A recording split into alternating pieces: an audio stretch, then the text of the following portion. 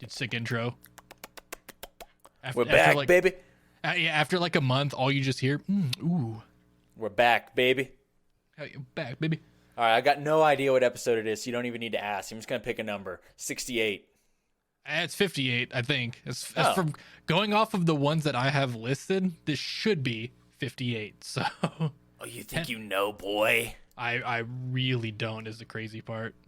So, if it's not 58, then disregard this entire intro. Ooh. Dude, it's been a while. Our last podcast we did was at the beginning of February. Oh, jeez. It's been almost 3 full months. Yeah, as of recording, it's May 1st. I'll probably try and have this out by Monday, so it'll be May 2nd when you're hearing this. Good. Fuck. There's a lot we've missed then. I'm sure we're just going to touch lightly on a couple things, but we're trying to figure out getting another episode in sometime later this week to help catch us back up and get back on like the weekly episode release. Hell yeah. Was there anything in particular you had ready for this episode? Well, I just wanted to talk through a few games that I did complete. Fallen Order, obviously, that's one we can both touch on. Other than that, Hotline Miami, I beat this past week. Really enjoyed that. Days Gone, I finally finished. So a lot of big single-player games that I finished here, and I know you probably want to talk through Elden Ring. Yeah, I want to talk through Elden Ring, and then just because we love talking about it, just talk about the current state of some AAA games that did not live up to expectations and where they are now. Oh, jeez. Let's start with that. So the big one, which is going to get me pretty jacked, is, of course, Halo Infinite. And I don't know how much you've been keeping up with it. I'm assuming not a lot. But Season 2 is about to come out. And with Season 2, so we get a new battle pass, which is, like the 100 tiers of cosmetics, unlocks, all that kind of bullshit, whatever. That's fine. It took 6 months for Season 2 to come around after Season 1, which is that's a pretty long season. And if you had to make a guess, if you were to say, all right, new season, Halo Infinite, Microsoft's flagship game, how many new maps do you think we'd be getting? For a flagship game, especially the flagship game, I would probably expect for an update, a patch, a season, whatever you want to call it. I'd probably expect at least a map or two per game mode. Okay, well, we're getting 2 maps total. So, nice. Yeah. Nice. Yep, 2 new maps. As far as I know, I can double check it, but that's all they've said are the only maps coming out for Season 2. And Forge and Co-op was delayed until late Season 2. Nice. Nice. I knew that would get you upset because I know you're holding. I was excited when Infinite came out because I like Overwatch. I still play Overwatch multiple times a week, but I'm ready to find something else. I'm ready to have another game that I can look forward to getting in competitive mode. Overwatch 2. Yeah, nice. When Infinite came out, I was like, all right, I've never been a big competitive Halo player, but this could be fun. This could be something fun to get into, and then it just wasn't good. Yeah. But hey, maybe 2 new maps will make it better, and the 2 new maps don't even look like they'll be more competitive. They look like they kind of side more towards big team, long lines of sight. Oh. I don't know, man. I know the other big thing you were holding off on was the campaign, because I know you and me have co-opted every Halo campaign. Right. So it's it's just funky dunky that here we're 6, 7, 8 months into it, and they haven't released a patch to co-op it yet. What are we doing here? And it's if it's going off the track record of Season 1, Season 2 is going to be 6 months, give or take.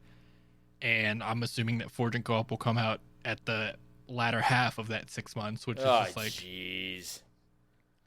I don't know, man. I don't want to say Halo's dead, but it's it's looking like it, because fans and players were already falling off. I mean, there were times where MCC had more players on Steam than Infinite. Well, on a similar note, though, what about in terms of games losing players? How's 2042 doing? Dude, 2042 hit sub 1,000 players on Steam a month ago. I know, do you hear that? Sub 1,000. Yeah, I'm trying to make sure that that's hitting home for some people, because Like that's a game that should have at all times probably hundreds of thousands of players. Yeah. I mean, I'm looking, so just for reference, I'm looking on Steam charts right now. I'm even just gonna look up. I'll just type in Battlefield 2042. So current players right now, it says, is 3,200, which is a 22% increase in the past 30 days. Nice. So we're moving on up. 30-day average is 2,100. To put that in perspective, Battlefield 5 currently has 4,700 players online.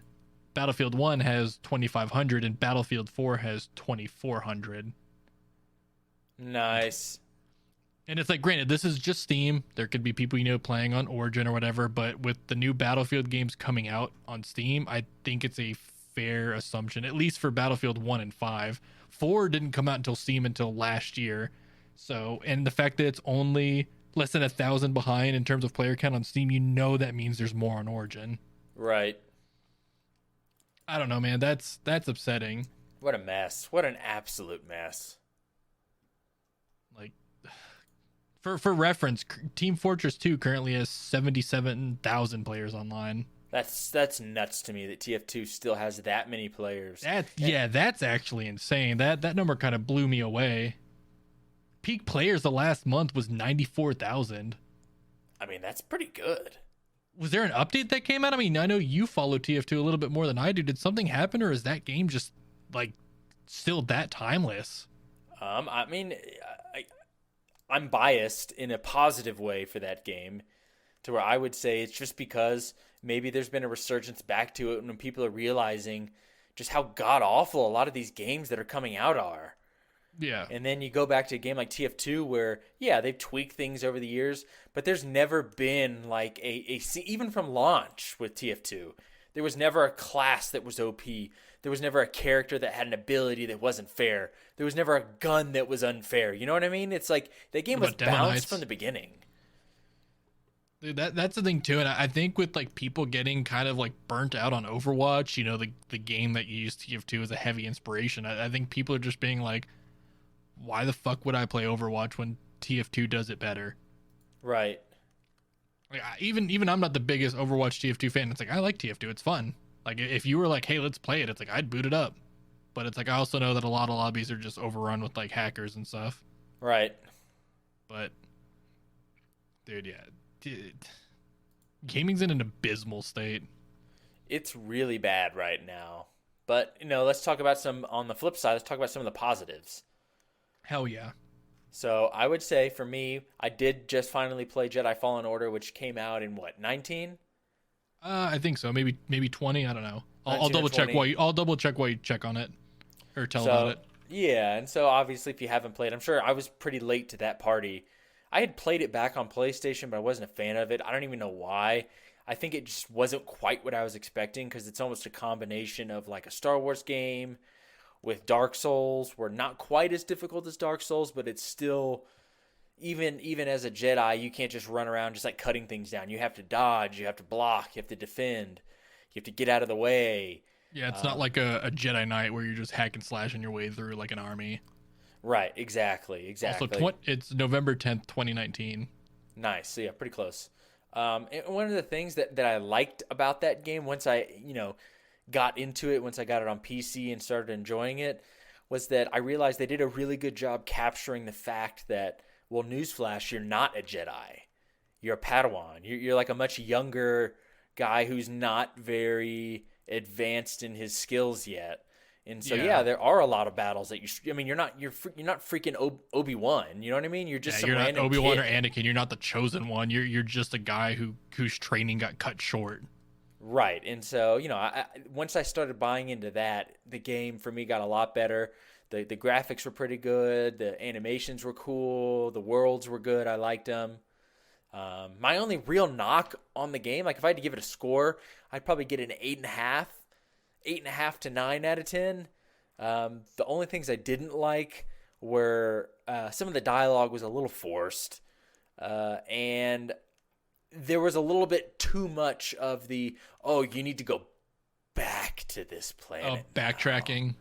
It's like every now and then I get it, but it's like every map, every world was like, oh, you need to come back. Yeah, And it's that's like, come on. I'm not a perfectionist. I'm not a, what do you call it, completionist. But when completionist. Yeah. when I'm on a world and I can see there's an area I'm supposed to be able to get to, that's very annoying to me that I have to come back later in the game to get there.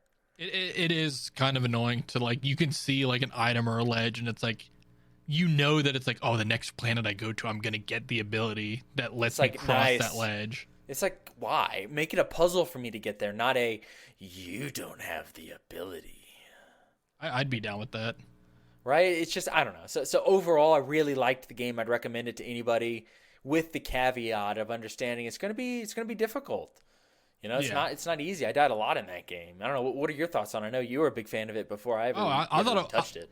I thought it was an awesome game, and when I got it, I didn't even know that it was gonna be kind of like that Soulsy style. I bought it thinking like, oh, cool, another hack and slash Jedi game, and learned real quick. It's like, oh wait, this is not the kind of game it was. So it's like once I kind of sat back and like understood, all right, know when to dodge, know when to block, know when to counterattack. I was like, damn, this is actually really fucking fun. It made like, it's cool. Don't get me wrong, it's cool being a Jedi, just being able to power your way through everything. But at the same time, it is kind of cool, like knowing when and how to like approach a battle.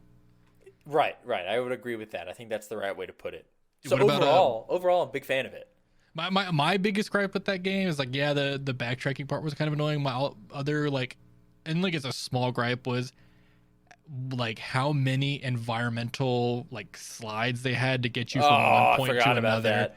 And it's kind of like, I mean, there was that one planet, that ice planet, they were everywhere, and it's like, come on, man, like maybe put like a lift or maybe like a hole, like don't just do these crazy slides that look like you're at like a fucking theme park. Right. What It's about, like we get it. You guys developed this mechanic and you're really proud of it. We get it. yeah, it's Respawn, they made Titanfall, so it's like their thing is like they love movement, like the wall running, like the jumping, the grappling. It's like they're good at that. I get it. But like maybe dial it back a little bit, because it's like, can you think of another time in a Star Wars game, movie, or TV show where like they're just sliding around like crazy? Oh, jeez. What about Grease? The Oh, pilot? that's the pilot? I mean, again, it was just a generic character of like, yeah, I get it. You needed like, oh, here's the witty captain, but it's like, come on, get a little more creative than that. Hell yeah. But overall, really positive. Also, I think you because I know you mentioned it, I'm sure it's something you want to get on the cast. What did you think of the what was her name, the Night Sister?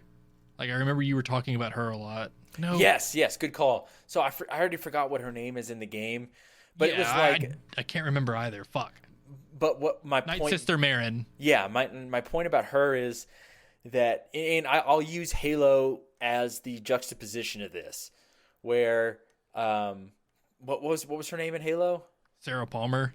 Yeah, so Sarah Palmer, when she meets Master Chief, it's like the game writers and developers thought that like, oh, the only way a woman would be ever in this position is if they're super badass and aggressive and have to talk down to everybody and like act like Michelle Rodriguez in every single role she's ever been in.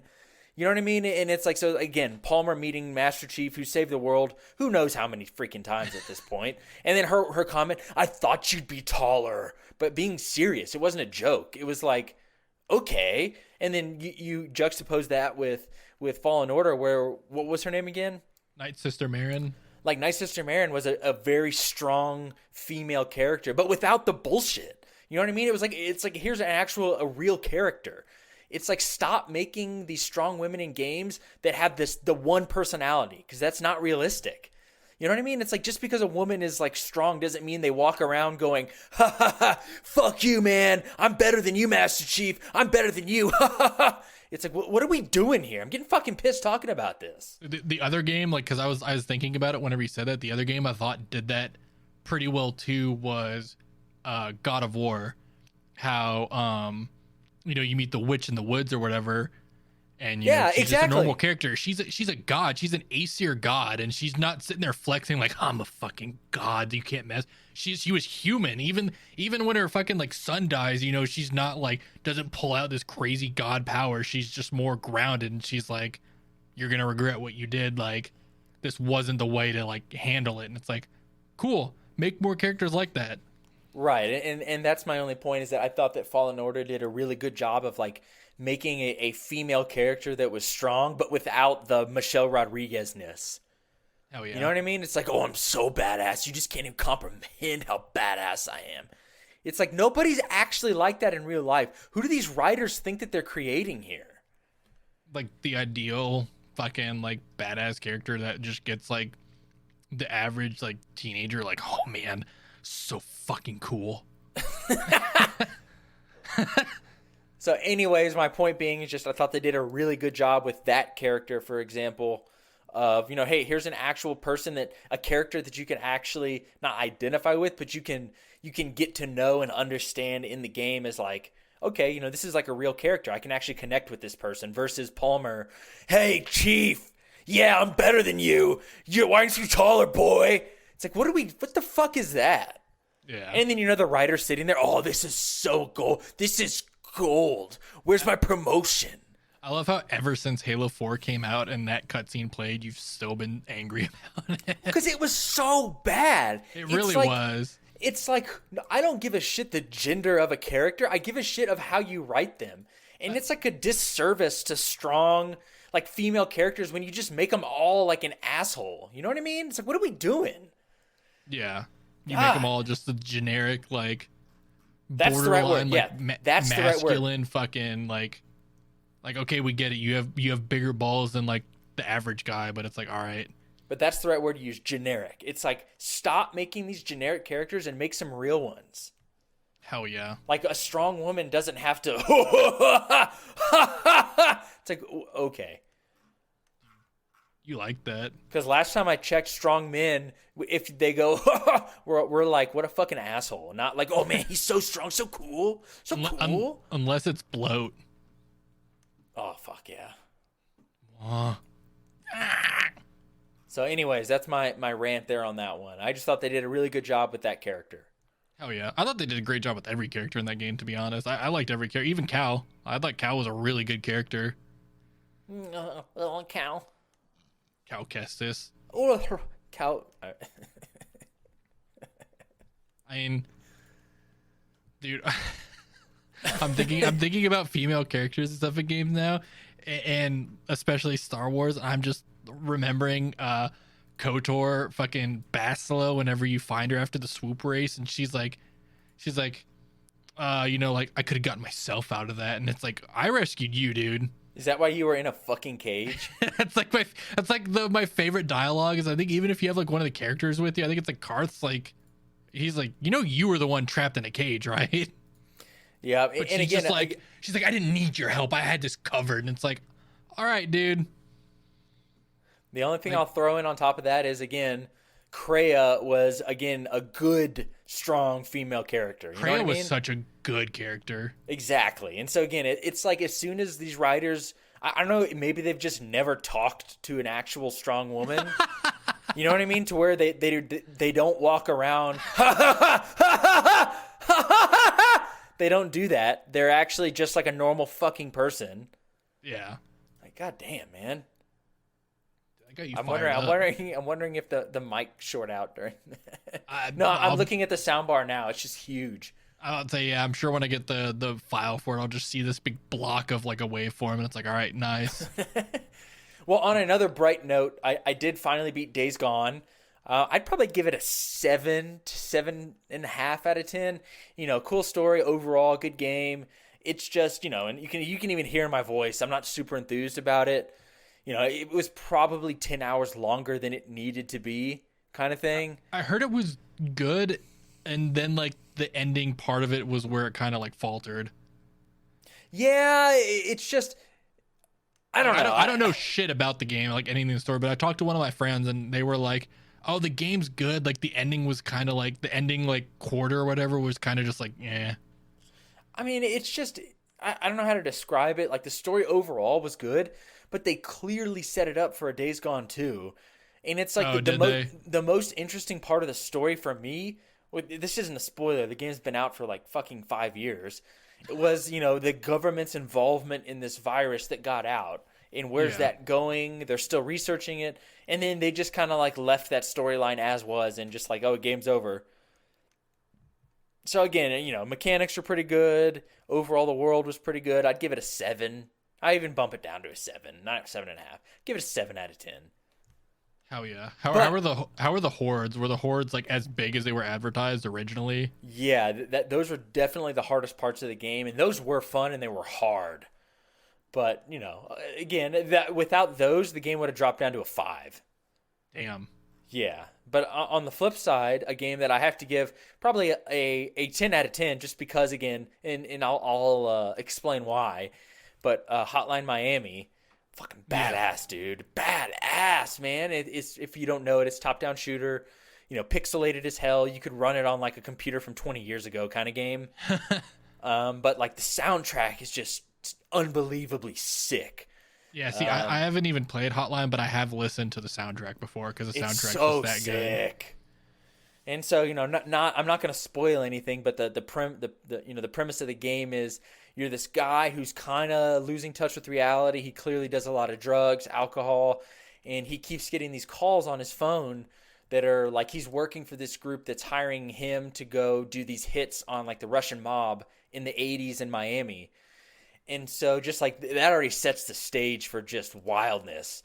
And it's a one shot you're dead game. So the maps are all about dying all the time, coming back, trying different strategies. You can change the mask you're wearing in the game. If you remember anything about it, your character always has like an animal mask. And each mask has like a different small buff. Nothing that makes you OP at all, but it changes how you approach it. You know what I mean? So it's just overall, like, when you're playing the game at first, you're like, oh, this is pretty cool. The music, it's like, bumping heavy, like, beats, heavy kind of like techno electronic music. You're just gunning down these Russians in these drug dens and, like, knowing your guy's fucked up. It's just, you can really get into it. But then what really takes the game over the edge is just once you start getting into the story, there's so much more there going on than like, you would ever think. You know what I mean? It's hard to describe. Like, even after I finished the game, I remember I messaged you, and I was just like, dude, that was awesome. That was so fucking good. And then I remember just, like, I spent, like, 40 minutes on Reddit, like, later that night just reading, the endings and just talking, I wasn't reading anything, but I was reading conversations about, hey, what do you think really was happening? What's happening here? What's happening there? And, dude, it was just really badass. I can't wait to play the second one. Hell yeah. So...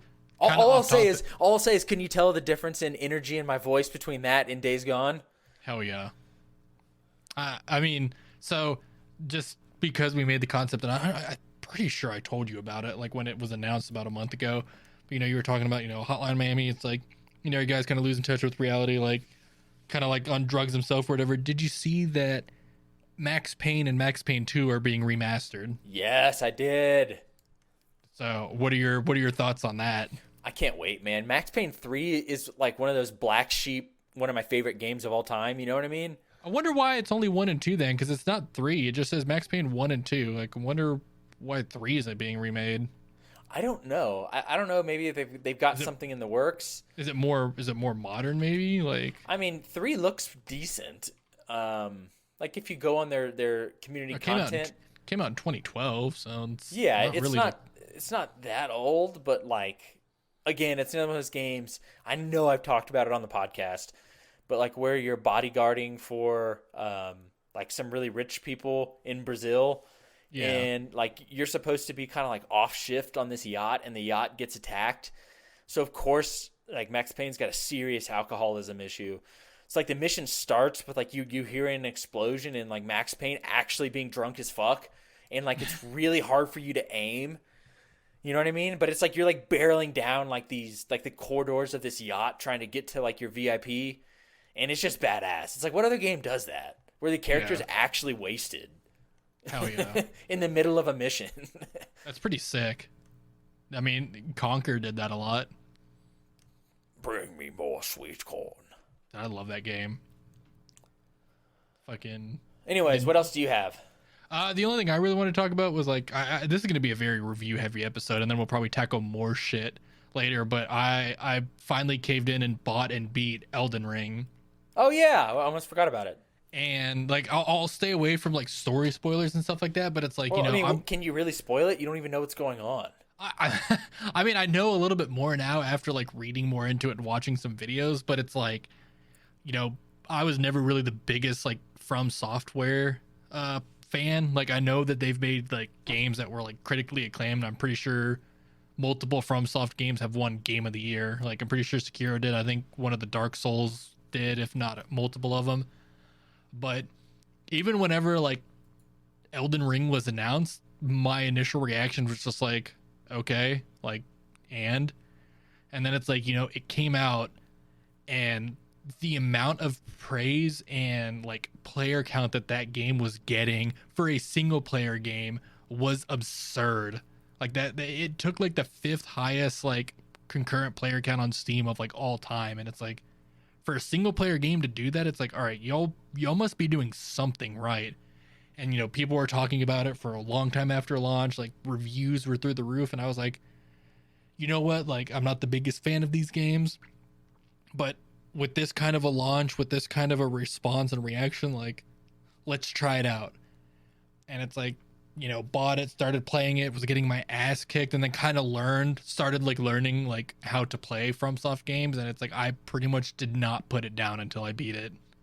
Like did all the side quests, did everything, at least everything as far as I know. And it's like, man, I haven't played a game that good in so fucking long.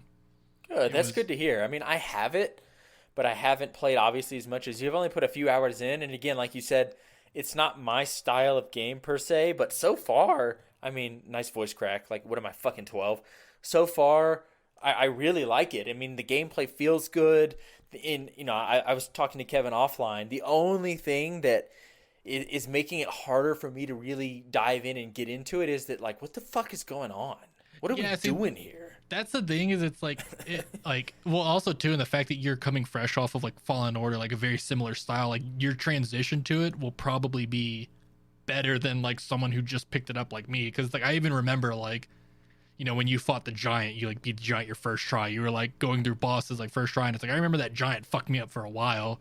But it's like it's because I was fresh to those games. Like you came off it and you're like, all right, I understand it. So you'll probably have a good initial reaction to that game. But like, and I think we talked about this offline a little bit, and it's like I'm curious to see how you handle it. But it's like, you have games like Mass Effect or Skyrim or stuff like that. There's usually a marker that's telling you where to go, or a journal entry that's like, oh, here's who you need to talk to at this spot in this location on the da, da, da. Elden Ring doesn't really tell you shit. Like you're pretty much the game like opened like you open the doors to like the open world, and the game's just like, all right, have fun, do it your way. Like we're not going to tell you what to do, which is like is kind of cool. But there were multiple times where I'm just like, what the fuck do I do? And I'd have to pull up a guide to look at it. And it's like, granted, if you really listen to what the characters say, if they're just like, oh, thank you for doing this for me, and they give you an item, you might just be like, okay, what's like my next step? But if you read the description of the item, it might tell you something of like where to look or who to talk to. It's like you have to work a little bit to progress the quests. I was gonna And say, and like, see, hearing that pulls me back away from the game a little bit because I'm just like, geez, guys, like I get, all that, but it's like you gotta at least tell me my objective. apparently that's a thing with FromSoft games. Apparently they all just kind of like they give you the game and they're just like, okay, like have fun. And that's the thing too, is like with previous FromSoft games, they've been linear, so they've been able to handle that because the game's linear. You can really only go one way. Elden Ring's open world, so it's like, I mean, if you're just like, I don't know where the fuck to go, you can explore pretty much the entire world before even like tackling the main story. Like granted, some parts will probably be locked off, or you might not get the full use out of stuff, but like no, that's how I played. I kind of would just like go to a spot in the map and just explore, and that kind of came back to bite me in the ass a little bit because there was a review I was listening to, and some guy said, with like linear games, it's very easy to scale the enemies properly because you're playing the game in a linear fashion. With an open world game, it's hard to, because it's like, do you make them too easy? Do you make them too hard? Like, do you expect the player to explore the rest of the world and level up, or do you expect them to just tackle? So it's like, a lot of the main bosses in the game are a little bit on the easier side, and a lot of the optional bosses are on the more difficult side because they're like, all right, well, we want people to do the main quest, so we got to tune it down just a tiny bit so it's feasible. Like, remember that boss that I was getting my ass rocked by, Melania? Right. She's completely optional. Like, she has absolutely zero correlation to the main quest of the game at all. Yeah, That dude, whole you were getting rocked. And that's the thing is, like, I remember seeing everyone get like wrecked by her, and I'm like, damn, she's got to be like, one of the final bosses of the game and yada yada. And it's like, you don't even have to go to the zone of the map that she's in. That is a 100% optional thing. And it's like, oh, did not know that. And I mean, I because, and again, the only reason I got it was because I haven't heard a single damn bad thing about that game. So it's like, am I going to pick it back up and keep going? Yeah. I just have to be in the right mood to play that game, if that makes sense. the only bad thing I'll say is there's the occasional move where like some bosses' hitboxes or attacks are just kind of like, how the fuck did that hit me? I mean, that was true in Fallen Order as well. Oh yeah, so it's like, I mean, yeah, there were some moves where it's just like, come the fuck, like, I mean, like I said, when I was fighting Melania, like, dude, that waterfowl dance, I'm just like, all right, like, you see her jump in the air and it's like, cool, I'm dead. Right. You just accepted it that there is a way to dodge it. It is unbelievably hard, but it's like, yeah, you see her jump in the air and it's like, all right, can't wait to restart this battle again.